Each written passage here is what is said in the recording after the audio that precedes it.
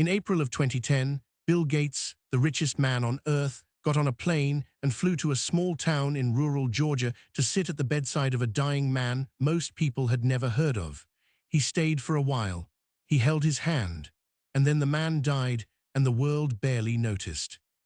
That man was Ed Roberts, and without him there is no Bill Gates, there is no Steve Jobs, there is no Apple, no Microsoft, no personal computer on your desk or phone in your pocket. The entire digital civilization you inhabit, every app, every search, every stream, traces its ancestry to a machine Ed Roberts built in a rented office in Albuquerque, New Mexico in 1974. He sold it for $397. He never became a billionaire. He never became a household name. And when he died, his net worth was a fraction of what Gates made in a single afternoon. This is not a story about bad luck. It is a story about what happens when one man opens a door and everyone else walks through it and locks him out. Ed Roberts grew up in Miami, the son of a supermarket worker, and from early childhood he was the kind of kid who didn't just want to know how things worked, he needed to. He built a robot as a teenager. He taught himself electronics from library books. He joined the Air Force, studied at Oklahoma State, earned a degree in electrical engineering, and eventually landed at a weapons research lab in Albuquerque called Kirtland Air Force Base.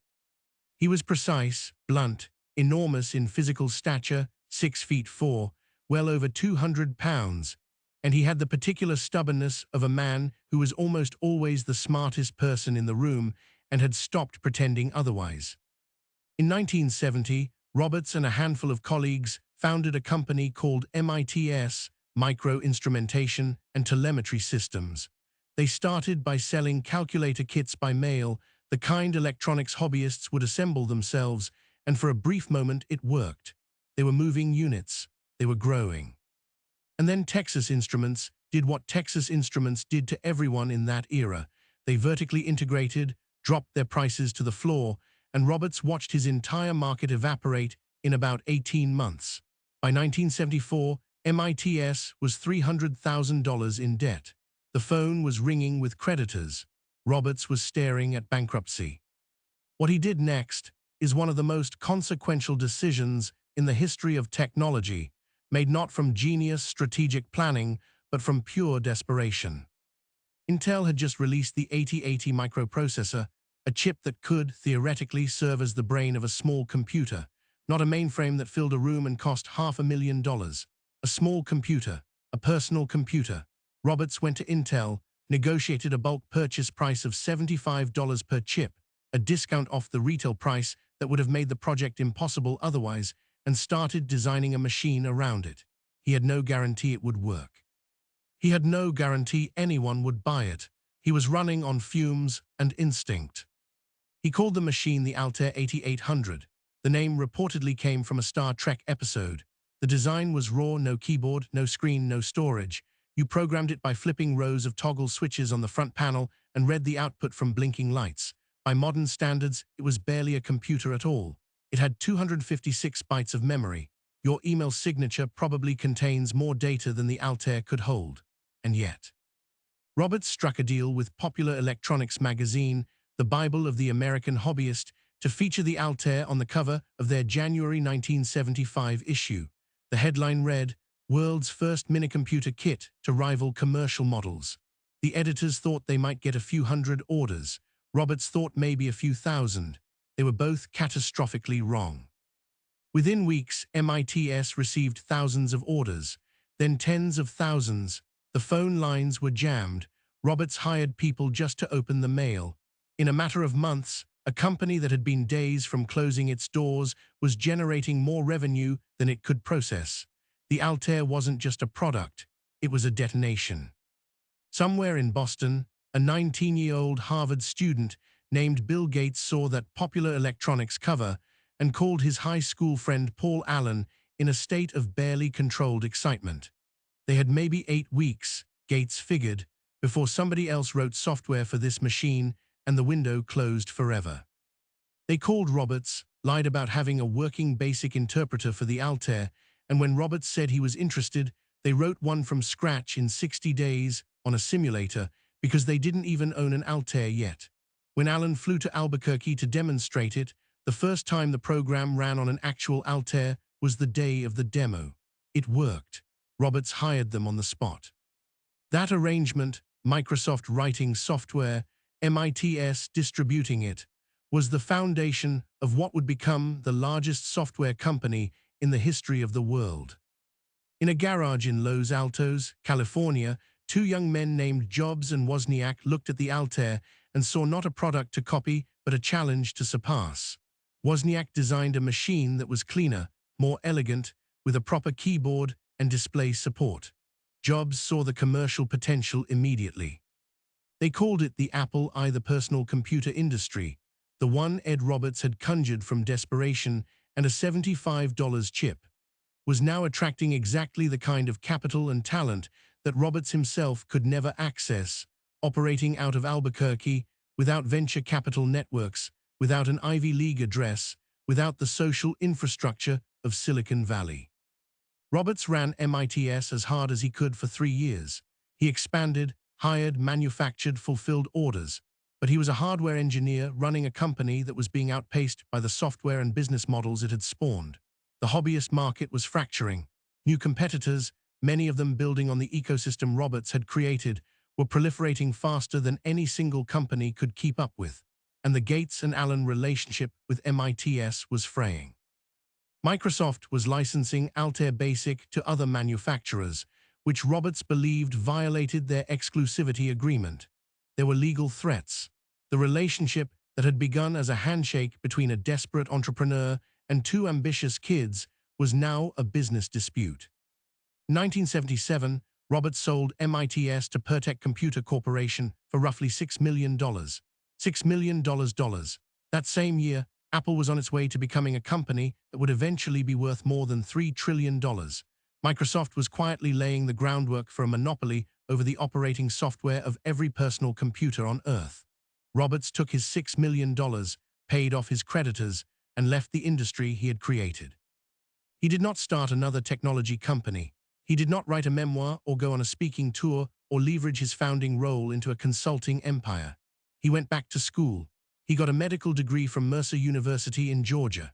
And then Ed Roberts, the man who had built the first personal computer, became a country doctor in Cochran, Georgia, a town of about 5,000 people, where he treated farmers and their families for the next 3 decades.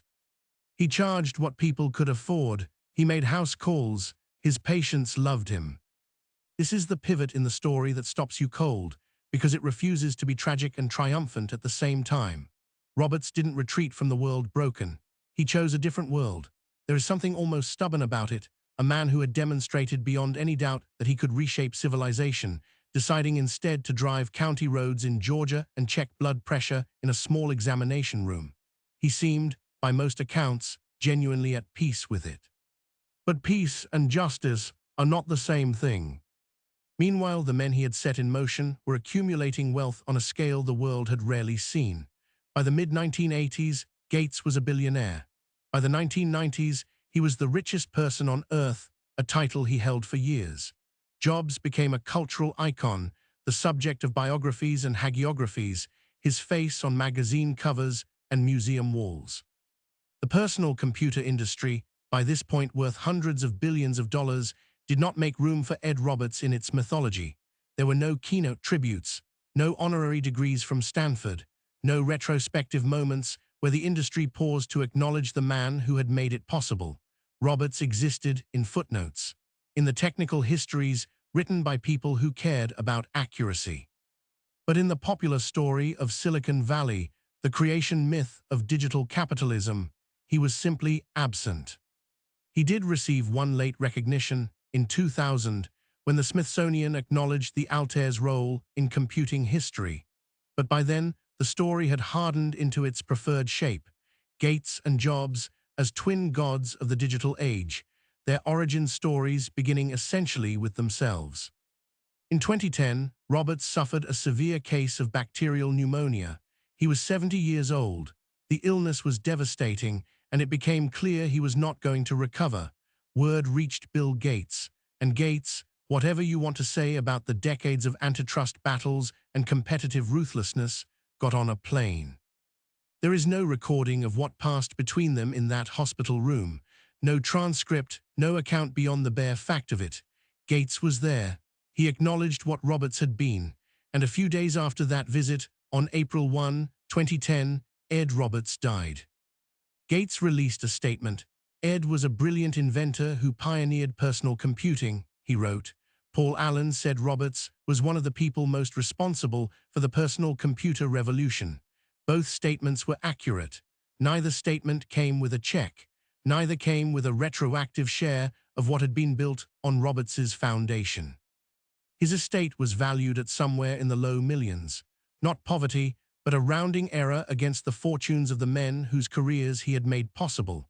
His widow, his children, his patients in Cochrane, these were his legacy in the most human sense.